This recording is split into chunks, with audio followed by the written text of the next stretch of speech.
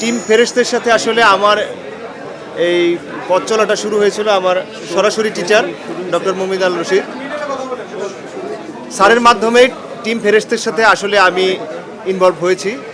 তারপরে স্যার আমাকে যখন ব্রিফ করলেন যে একটাই গান থাকবে, একদম বাংলাদেশি যে প্রচলিত গান তার সাথে ইরানি যে কালচার, দুটার একটা সংমিশ্রণ থাকবে।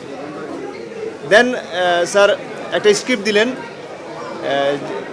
পিয়াস মজিদের একটা স্ক্রিপ্ট, সেটার সাথে নিহার আহমেদ এই যৌথভাবে গানটাকে একটা গানের ফরম্যাটে নিয়ে আসার পর তারপর আমি একটা সুর পাঠালাম।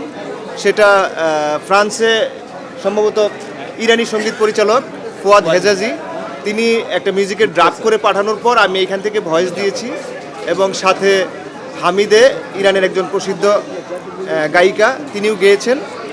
পুরো গানটি নিশ্চয়ই আপনারা কিছুক্ষণ পরে হলে দেখবেন।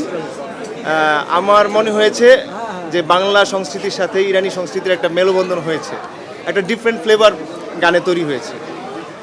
আর আমি খুবই এনজয় করেছি গানটি গেয়ে, এবং এই ফেরেশতে ছবির পুরো পথ চলার সাথে থেকে। তো এই ফেরেশতে টিমের জন্য আমার পক্ষ থেকে অনেক অনেক শুভকামনা থাকলো।